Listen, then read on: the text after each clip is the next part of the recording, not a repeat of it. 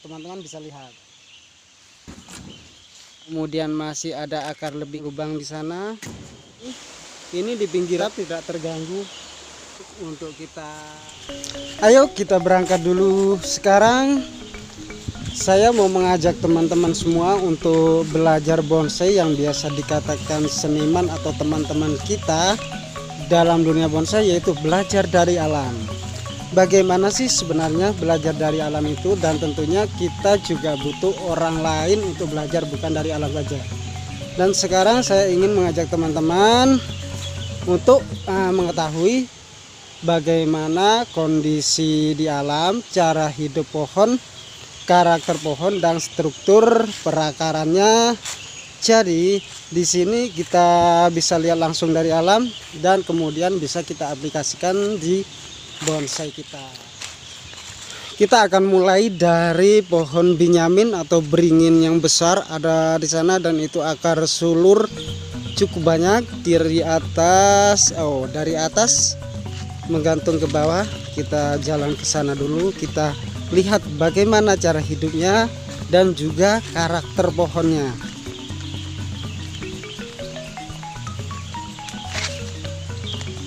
Ini hutan lindung yang ada di kawasan sumber air Tirta Ageng, Lumbang, Probolinggo.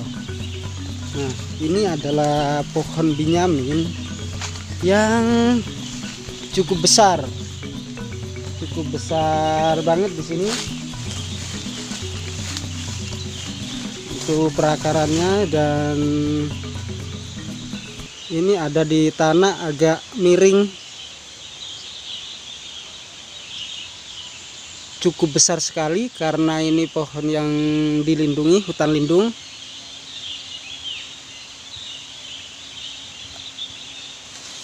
Bisa kita perhatikan, saya ada di sini, dan seberapa besar pohon yang ada di belakang saya teman-teman bisa lihat.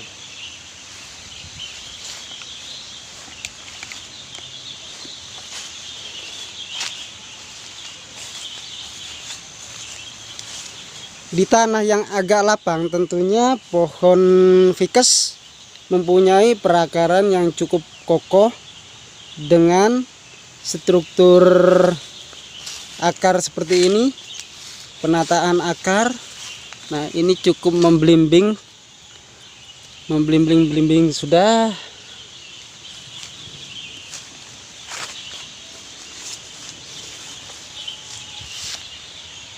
Kaki-kaki sudah muter karena ini sudah kira-kira ratusan tahun di sini.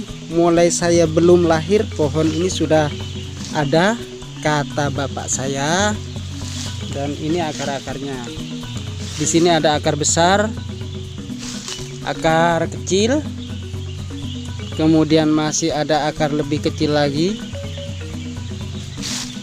Ini lebar, cukup lebar sekali. Bisa kita lihat perakarannya bagaimana. Coba kita lihat agak jauh. Jadi di sana ada akar sulur yang cukup banyak dari atas ke bawah, yang mengisi ruang-ruang. Juga ada dimensi, ada lubang-lubang di sana. Jadi untuk perakaran sudah memblimbing, dan akar tidak tidak sama rata, bukan seperti sapu yang ditata. Jadi untuk kita kalau membuat pohon formal di tanah lapang, jadi seperti ini contohnya. Jadi akar itu tidak mungkin sama rata. Kita juga membuat dimensi perakaran itu harus benar-benar sempurna, tidak seperti dibuat-buat seperti ini, tidak dibuat-buat. Jadi rekayasanya harus betul-betul samar dan tidak kelihatan. Ada masuk, ada keluar, menonjol maksudnya, ada kecil, ada besar. Terus ada yang cacat juga, jadi kesan tuanya kita bisa dapat. Nah, ini kesantuannya dapat, dan ke atasnya cukup bagus karena ini memang pohon yang di alam nyata ya. Jadi kita wajib untuk merekayasa bonsai kita sedemikian rupa agar rekayasa kita tidak nampak seperti bonsai. Jangan membuat bonsai itu seperti bonsai, tapi buatlah bonsai kita seperti pohon yang besar dan tua di alam bebas. Dan coba kita cek lagi yang ada di pinggir tebing, dan itu ada pohon iprik besar yang ada di tebing.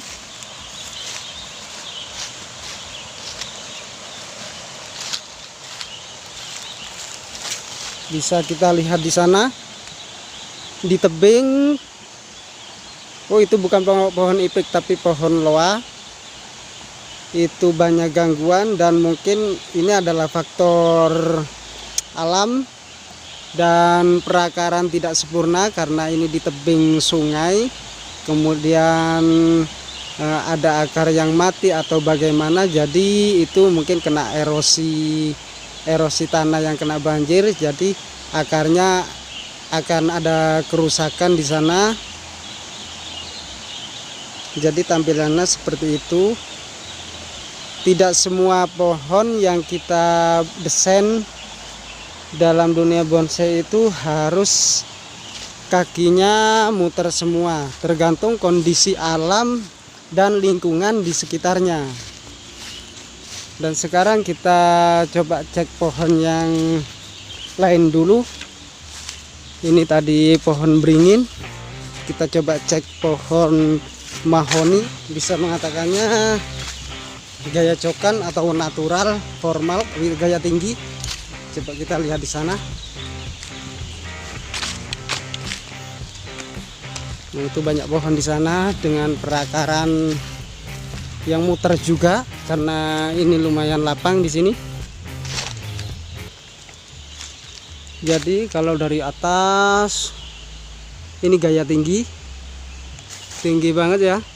Nah, dari atas sampai bawah seperti ini. Ini struktur akarnya, struktur yang di tanah lapang itu kokoh seperti ini. Kakinya muter. Ini tidak banyak kaki, ada sekitar 1, 2, 3, 4 sama yang di belakang sana.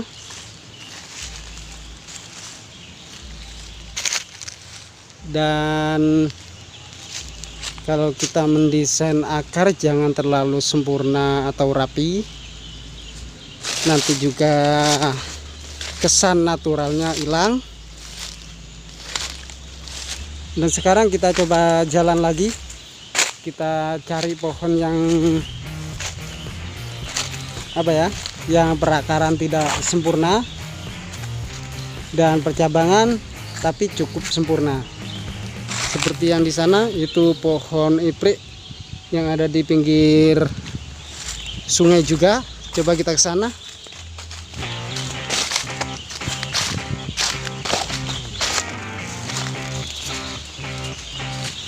Wow, ada banyak mos di sini. Ini mos anggrek, bagus sekali ini. Di pohon loa yang roboh banyak mos anggrek. Nah, kita lanjut ke sungainya.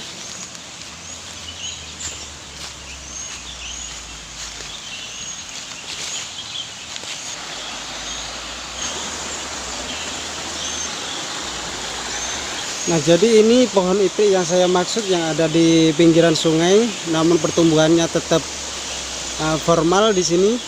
Formal dengan batang karakter batang yang cukup kuat, yang cukup tua, sudah seperti ini, cukup berkarakter ini. Ini di pinggiran sungai, namun hidupnya masih tetap tidak terganggu. Ini betul-betul mungkin kuat, dan perakaran lebih condong ke arah saya ke sini karena di sini di belakang saya ini adalah sungai. alias perairan. Jadi untuk akar-akar dia akan mencari air, sumber air untuk mengisi nutrisi pada badan atau tubuh pohon tersebut untuk mendapatkan kelangsungan hidup yang lebih lama lagi. Akarnya cukup bagus sekali, cukup besar juga ini. Nah, ini pohon iprik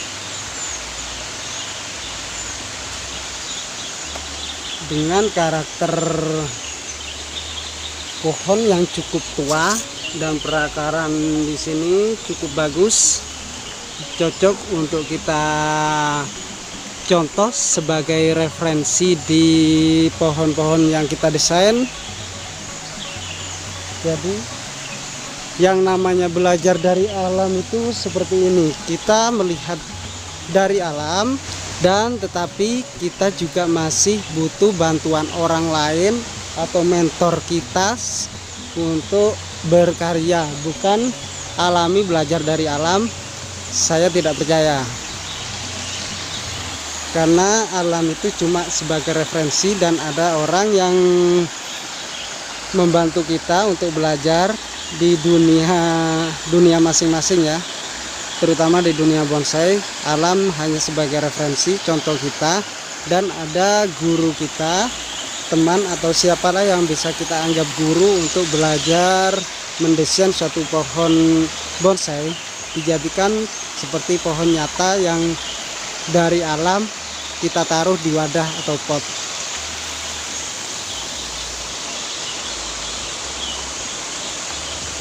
Ini pohon ipriknya tadi.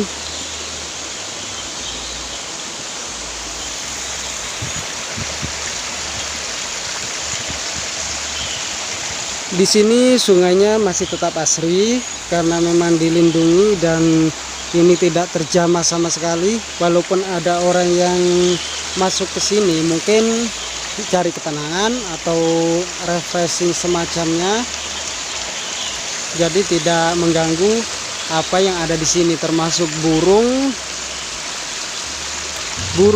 pohon ataupun tumbuhan lain, hewan lain juga masih utuh di sini. Jadi seperti itu ya sahabat bonsai, kita belajar dari alam bukan berarti kita itu sepenuhnya belajar dari alam, tapi yang pasti kita itu setidaknya harus punya mentor dan bisa membantu kita untuk mengerjakan suatu desain bonsai kita